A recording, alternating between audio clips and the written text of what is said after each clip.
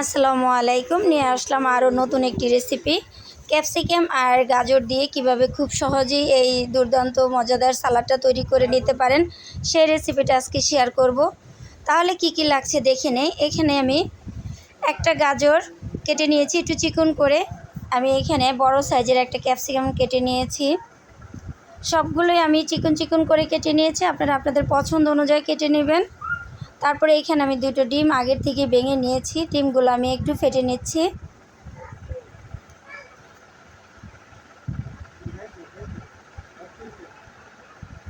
ডিমটা আমি ভালো করে ফেটে নিয়েছি।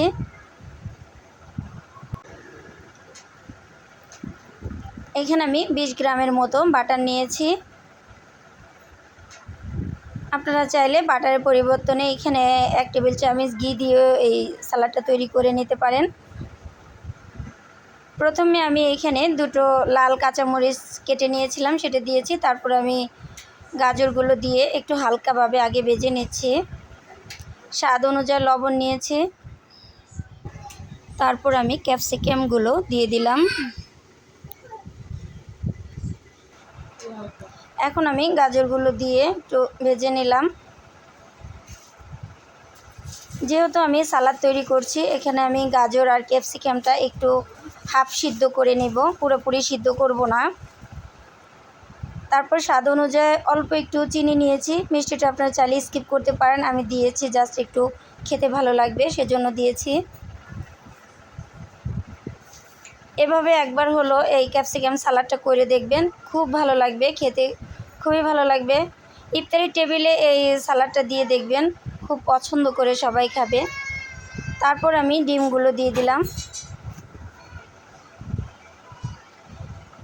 ডিমগুলো দিয়ে আমি আলতো হাতে একটু লাড়া দিয়ে দিচ্ছি।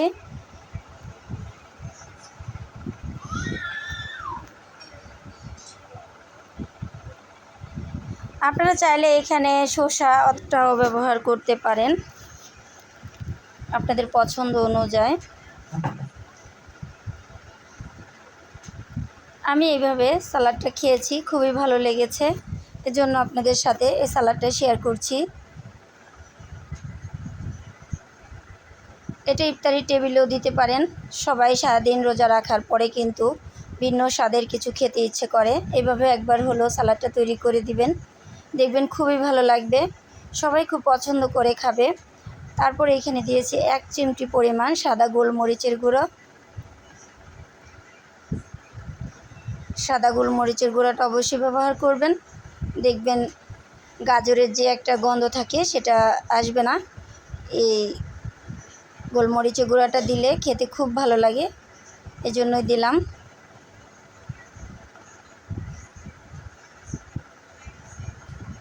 সারাদিন রোজা রাখার পরে এরকম হেলদি একটি খাবার কিন্তু খেলে খুবই ভালো লাগবে। আমি একটু সবুজ সবুজই রাখলাম,